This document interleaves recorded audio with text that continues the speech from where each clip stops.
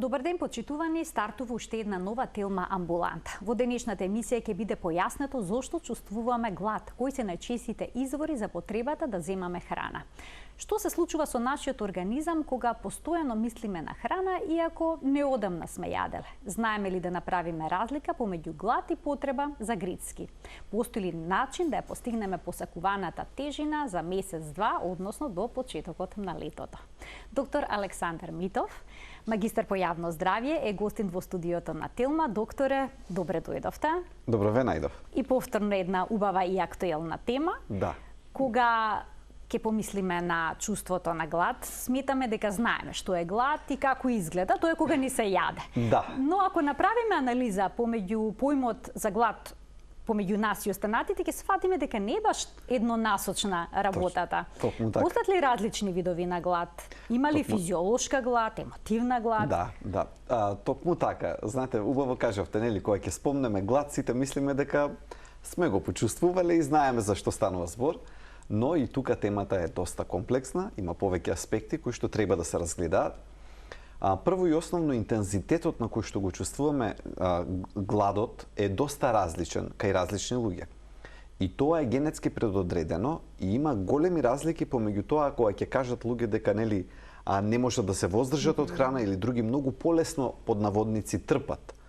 И тоа е нешто кое што од старт треба да се каже дека иако навидум нели сите знаеме што е, меѓутоа за секого од нас се прикажува на различен начин, интензитетот е различен, некои луѓе побрзо се заситуваат, некои не престануваат да јадат додека не почувствуваат дека се пријале. И сите тие фактори се различни и предонесуваат во однос на тоа која е под наводници стандардната телесна тежина на тој човек.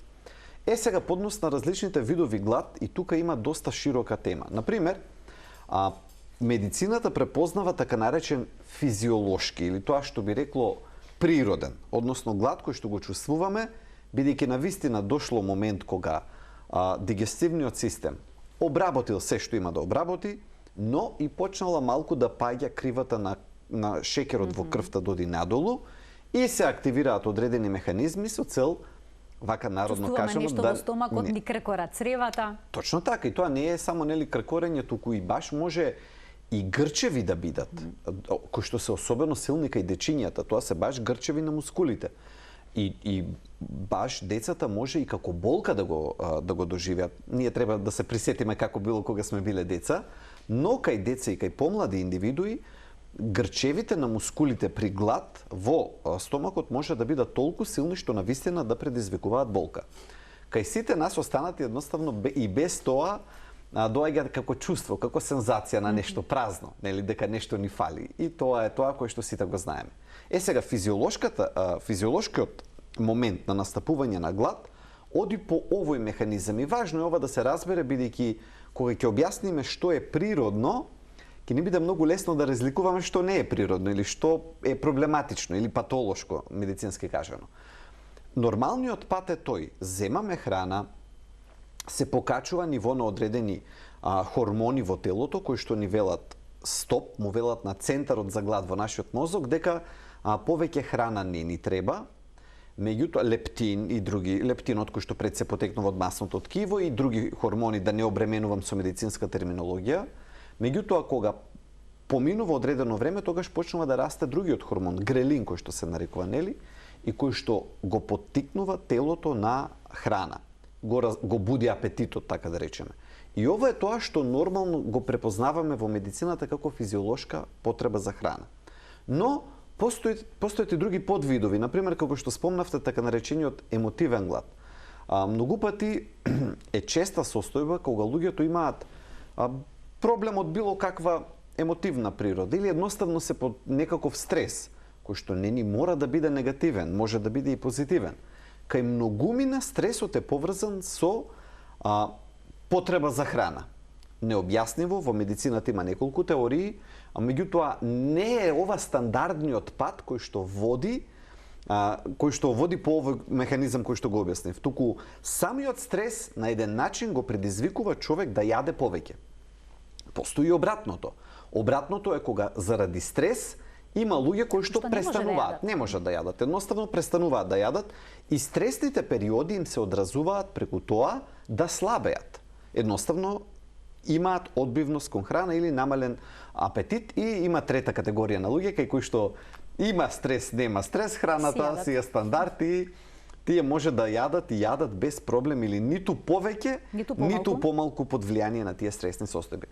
Ова е од старт важно да се разбере цела оваа палета на различни одговори кај различни луѓе. Би си дозволил да кажам и дека, иако вака има можеби 3 или 4 големи групи, веројатно колку луѓе има и толку различни начини на стимулирање на гладта и одговорот кон тоа. И истиот човек може различно да биде отпорен во текот на 24 часи и тоа е доста често. Например, има луѓе кои што првата половина од денот немаат скоро и никаква потреба од храна. Не јадат до 12, до 1, до 2, а за жал е присутно и обратното. Пред спиењето или навечер.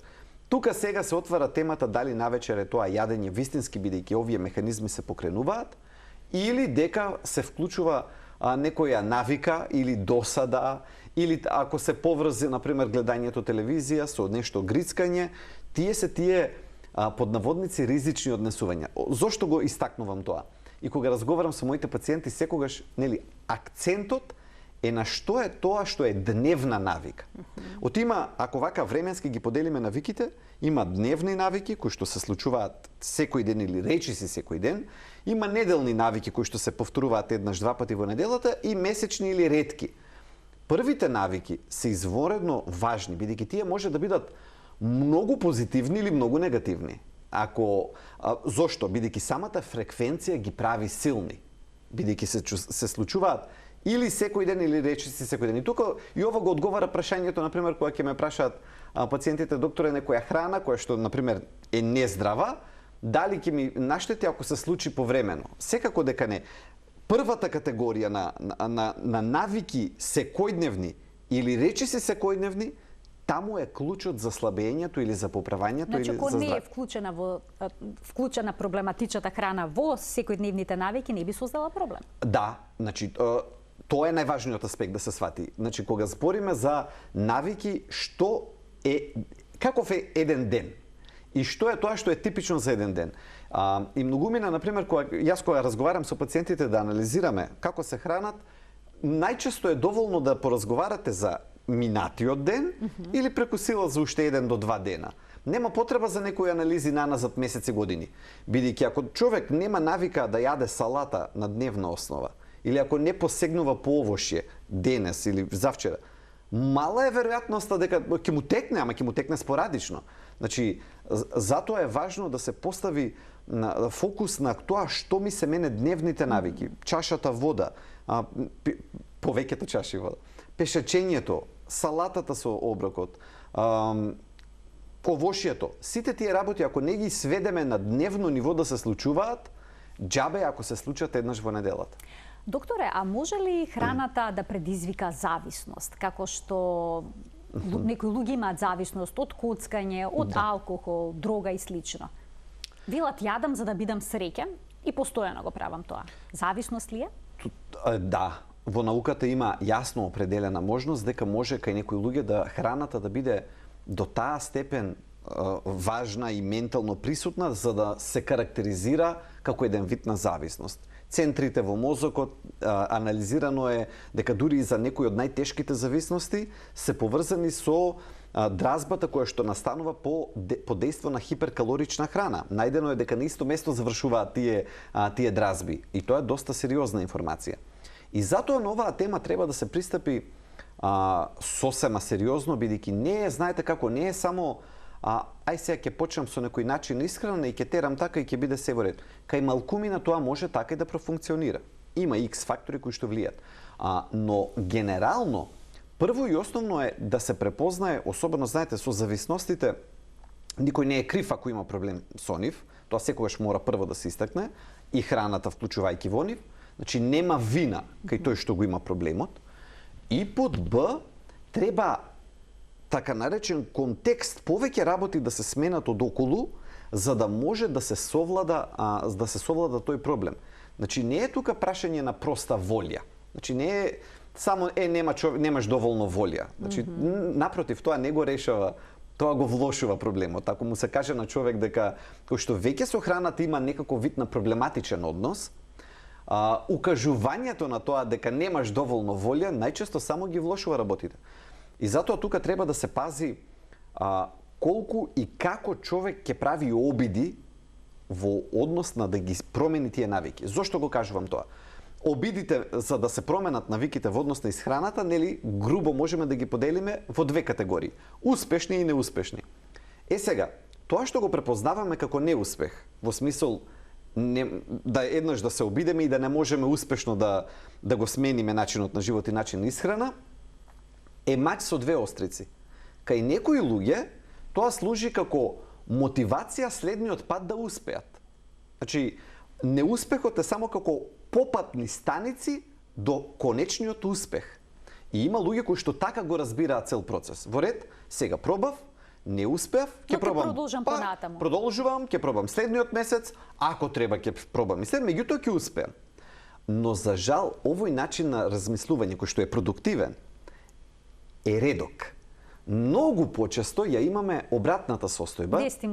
Дестимулација, секој нареден неуспех, впрочем, кај тие луѓе го зацврстува тој нов идентитет на јас не можам ова да го успеам, никогаш нема тоа да го направам, и таму треба да се внимава. Зошто? Заради тоа што ако веќе имаме човек со таков начин на размислување, подобро да не прави обид за кој што гледаме дека ќе заврши неуспешно, отколку да прави што повеќе обиди, бидејќи тука, за разлика од првата ситуација, секој неуспешен обид ја намалува веројатноста за следен или воопшто за конечен успех.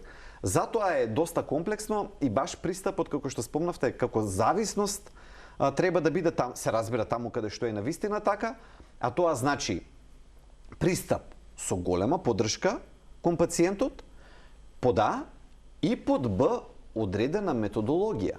Значи, ако нема одредена методологија, одреден пристап кој што постепено ќе го води надвор од тој лавиринт, тогаш веројатноста за успех е многу мала. Не може, знаете, не функционираат овие работи само со терање на човек, со стимулање, ајде сега престани, ајде сега почни, ајде сега. Не оди тоа така. Значи, треба да се случат некои промени и да се подготви пациентот за да може да го преброди тоа.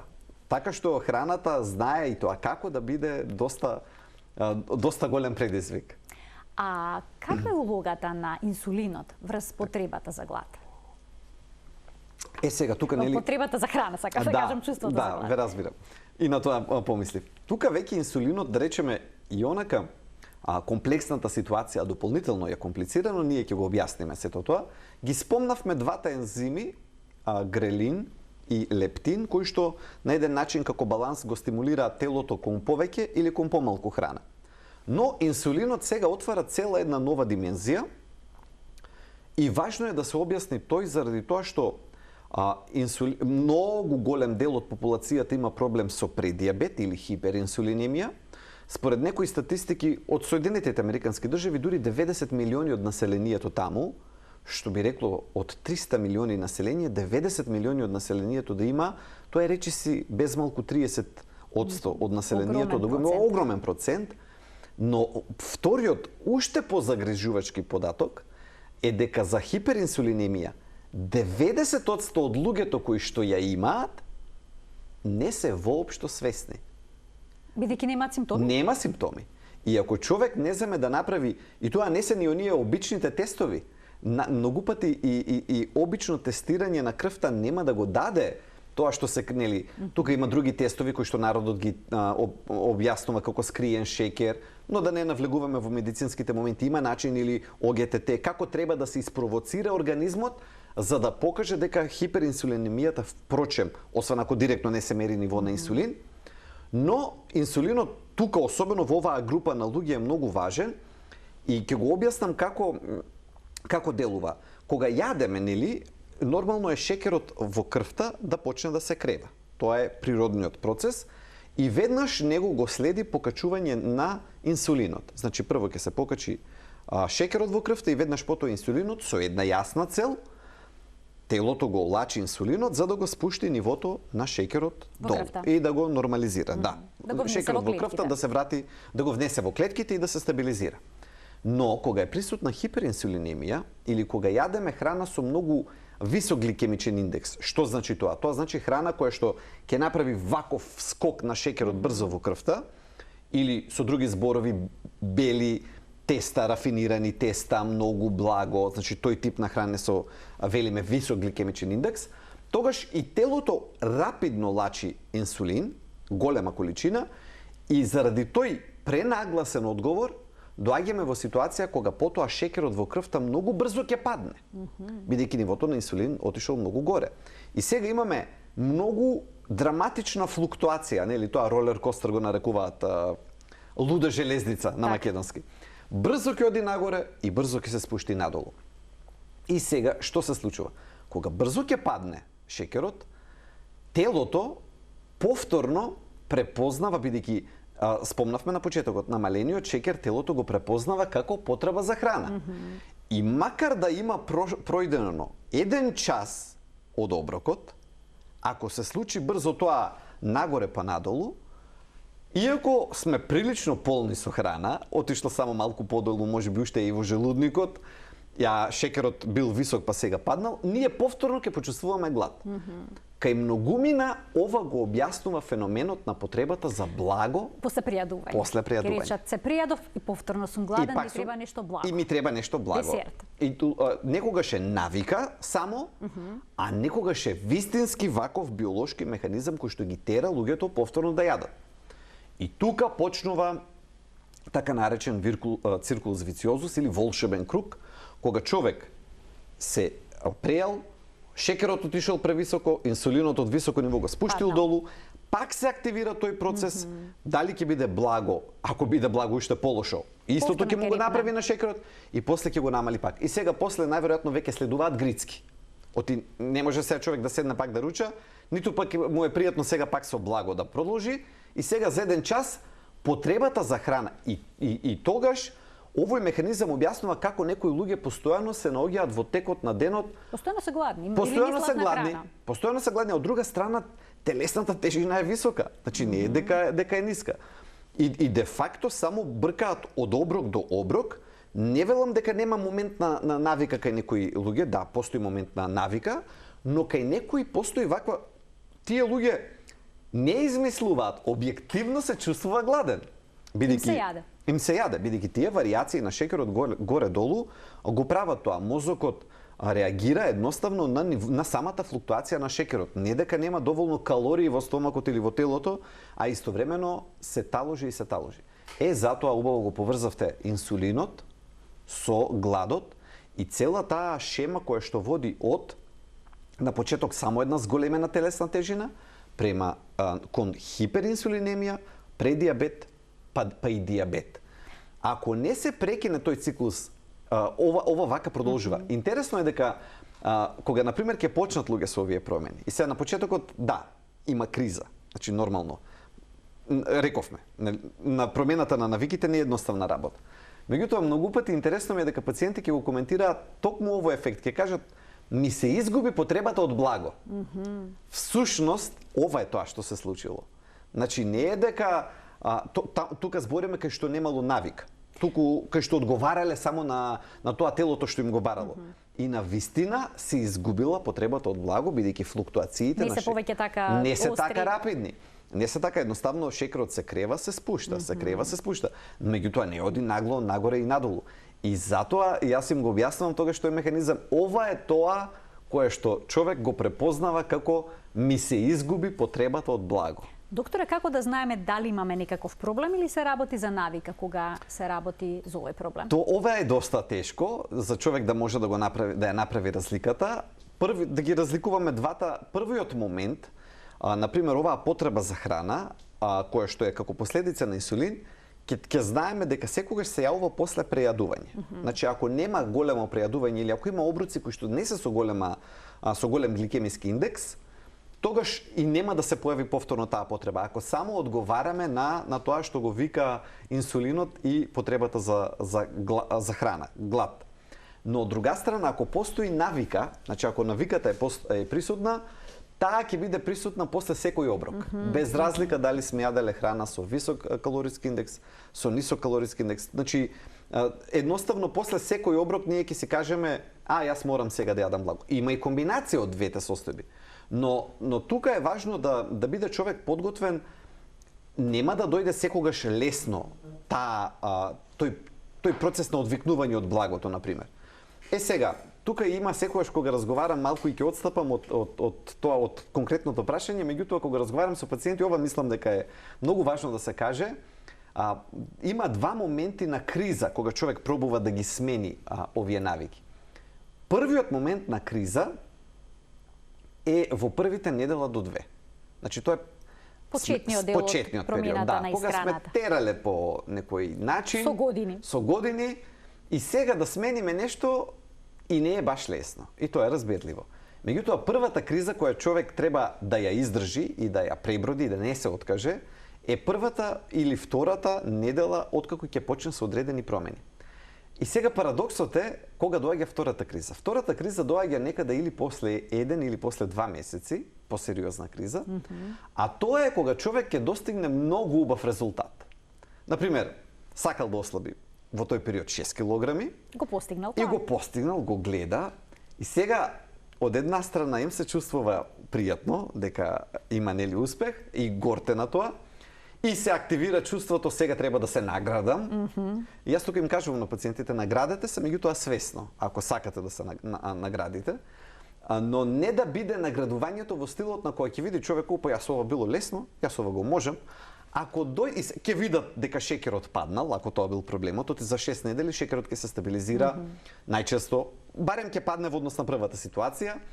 Холестеролот може за 6 недели да се стабилизира, притисокот ако бил на едно ниво ќе падне. И бидејќи ќе добијат една самодоверба дека јас ова го можам, често пати се појавува мислењето, па ако ми се случи пак, ќе успеам, пак ќе го направам исто, ова ќе го направам, пак ќе влезам во 6 недели.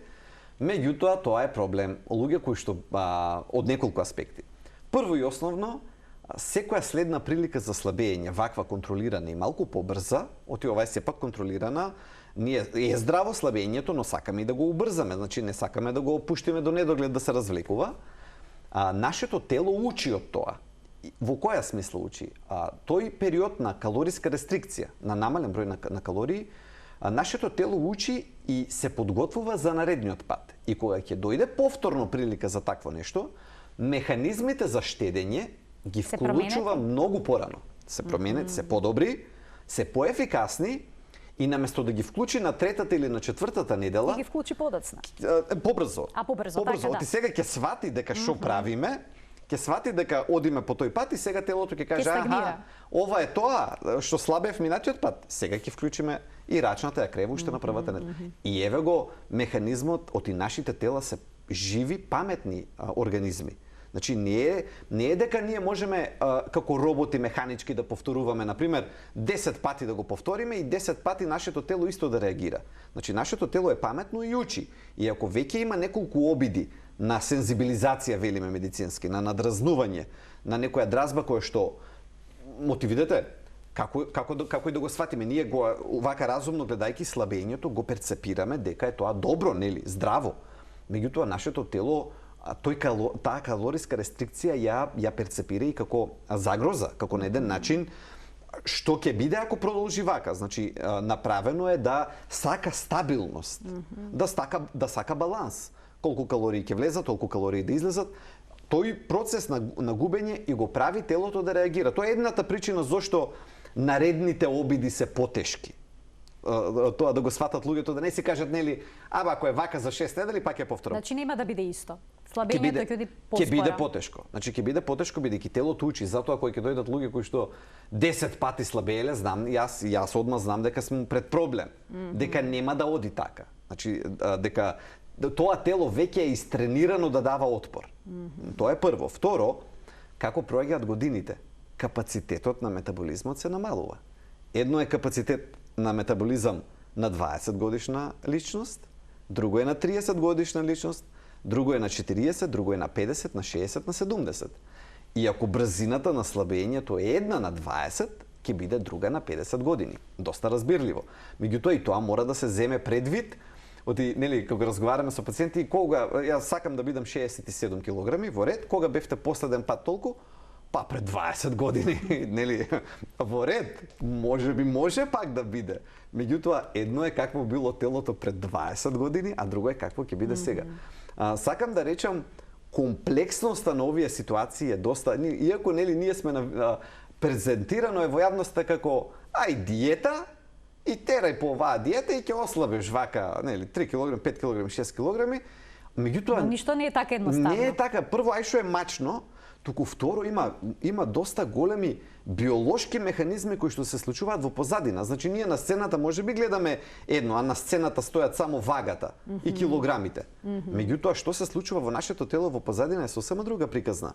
И затоа тој момент тука е проблемот, бидејќи луѓето тоа не може да го видат веднаш и не го препознаваат и не го ценат.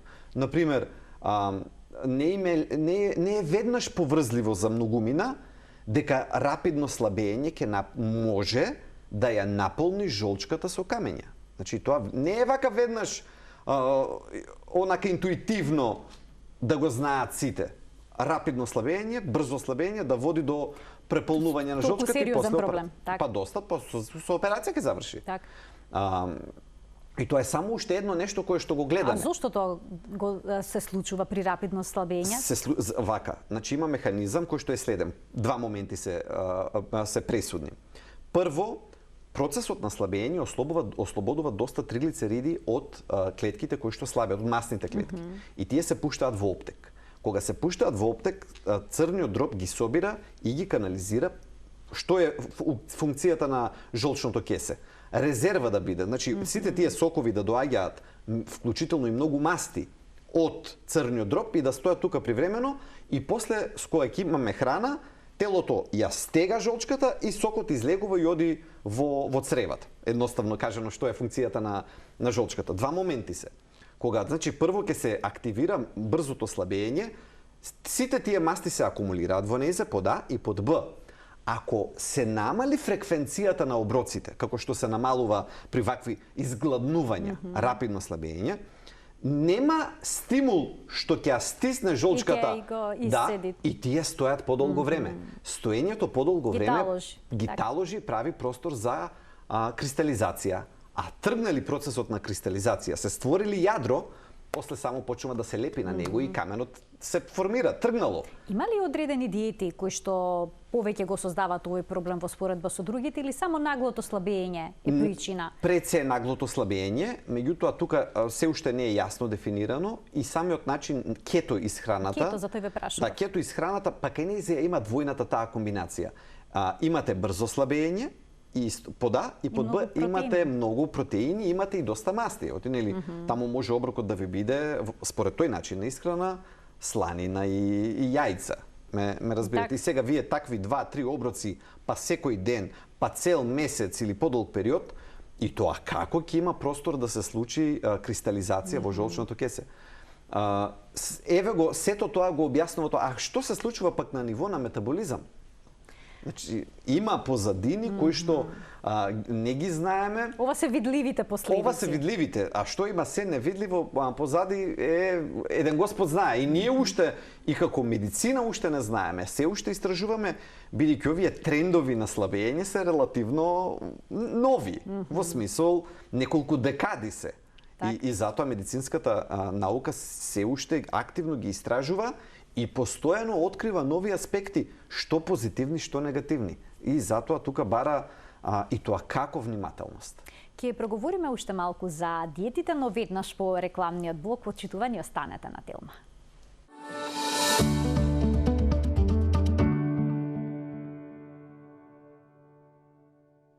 За односот кон исхраната што го имаме сите, ние денеска зборуваме со доктор Александар Митов, магистар по јавно здравје. Докторе, следуваат летните месеци, сега е мај и многу од нас имаат желба на плажа да си го облечат омилениот костим за капење и при тоа да се чувствуваат задоволно во него. Да. Споменавте, не ги препорачувате брзите диети, може да создадат многу проблеми.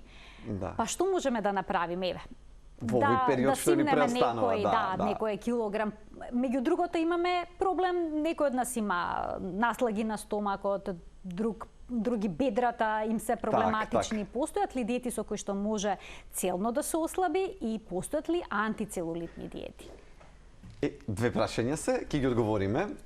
Прво и основно, кога зборуваме за слабењето, мора да сватиме дека формулата е 50-50, при што храната е едната половина.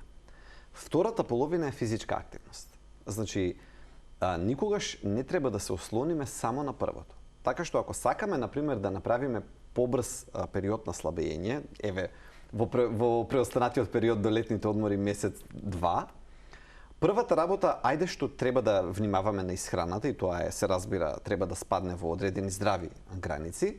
Второто нешто во кое што би ставил акцент во мојот одговор е токму пешачењето.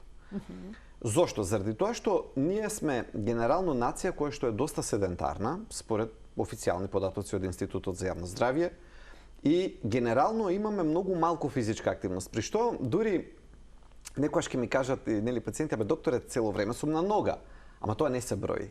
Во смисол, нели, се движиме вака низ дома чистиме, собирам играчки од децата. Ете, така, или, например, се движиме на работа. Да. Меѓутоа, зошто тоа не се брои? Не се брои заради тоа што тој тип на активност повеќе создава замор и ментален, но и физички, отколку што прави така наречено кардио, нели, да го активира на метаболизмот, но и кардиолошкиот систем. Каков тип на физичка активност ни треба? Ни треба во континуитет помеѓу 30 и 45 минути секој ден пешачење брзо, кое што ќе предизвика неколку работи по кои што ќе знаеме дека е доволно добро тоа што го правиме. Прво, да почувствуваме како срцето работи побрзо. Второ, да осетиме како на челото имаме малку пот. А трето, дишењето да биде забрзано. Нели, кога треба да им објаснам, да им доловам на пациентите што е тоа, може, ако има партнер со вас да шета, можете да зборувате, ама не можете да пеете. Оти брзото дишење нема да ви дозволи да можете да одржите подршка од диафрагмата подолг период.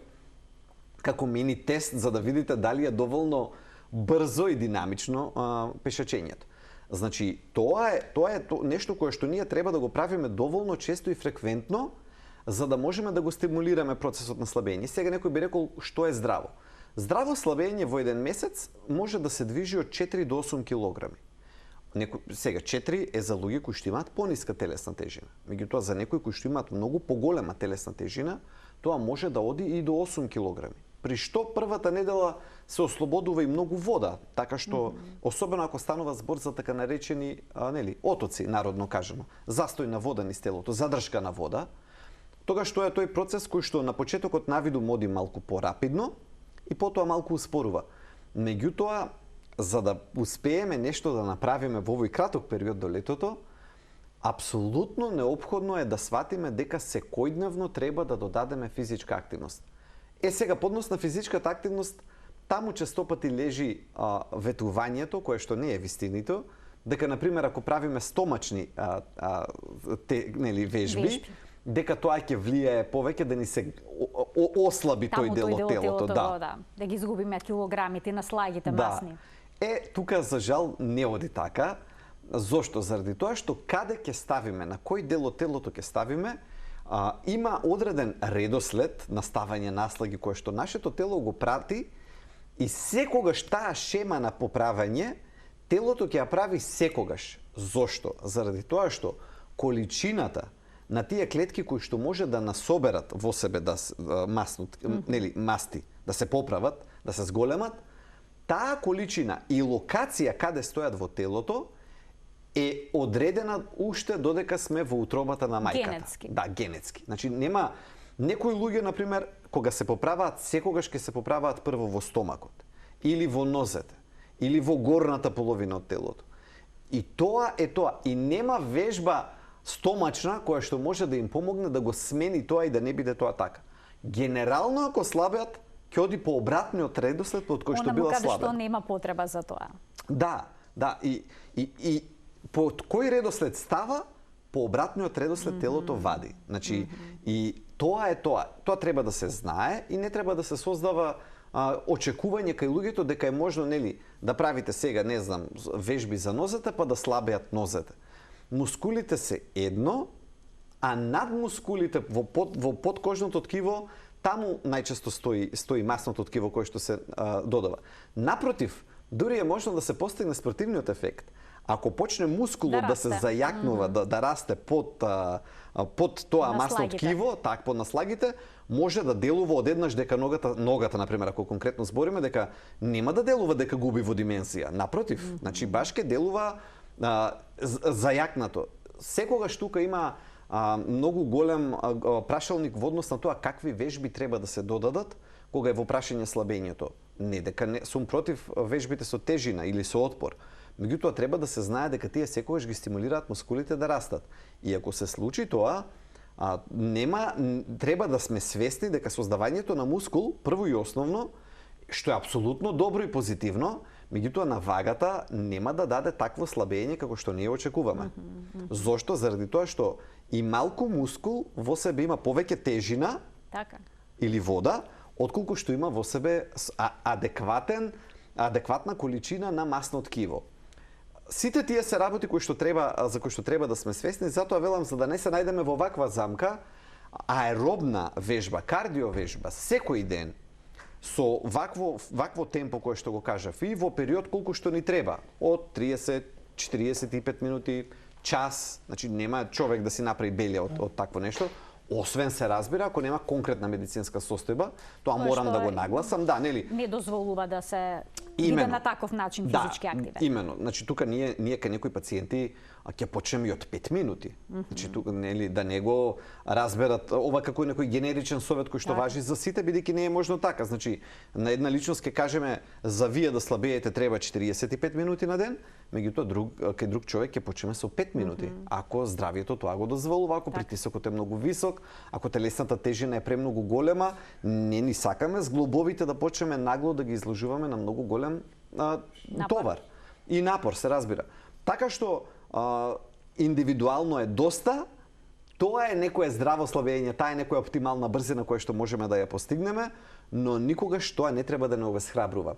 Впрочем, во науката сега веќе е дури квантифицирано, определено дека и секоја минута пешачење нашето тело ја препознава како придобивка. Значи, секоја минута плюс е минута повеќе, е бенефит. Да. И сосема на крај, докторе, што е со оние пациенти кои што имаат прекумерна тежина? Пробале секакви диети, а немаат успех во постигнување на посакуваните резултати. Ве сами откажавте дека секој од нас има различен однос кон храната. Некој може да одолее на колачот на трпезата, друг тоа не може да го направи. Препорачувате ли бариатриски операции за намалување на желудникот кај нив? Само доколку психолошки е подготвен пациентот. Значи, еден пример ќе ви кажам. За да се направи бариатриска операција, стеснување на желудник, како што нели народно, за да бидеме јасни, например, во Швајцарија, каде што знам примери од мои пациенти, додека конзилиумот психолози не потпише дека тој пациент е спремен за бариатриска операција, не дозволува државата, нема пас, не може да стаса, тој треба да патува во друга земја за да ја направи таа процедура. Бара да ослабат некои 2-30 килограми пред операцијата. Или да ослабат, или да се спремни дека ќе следува одреден период на промена на навиките. Значи не е тоа како да се фрли, човек не треба нели да се фрли во ладна вода неспремен, камоли во бариатриска операција. Така што тука сум видел многу компликации. За жал, сум видел луѓе кои што година дена после таква операција повраќаат, заради тоа што желудникот е стеснет, а тие уште кон храната имаат однос како и претходно. И тие сакаат да си јадат толку како што јаделе пред операцијата. Мислат дека операцијата тоа ќе го реши. Ќе го реши, меѓутоа операцијата тоа не го решава. И тие повраќаат еден ден, 2 дена, 3 дена, 5 дена, месец, 2-3, се додека не се створи баретов езофагус, кој што е вовет кон не дај Боже малигна трансформација на хранопроводот.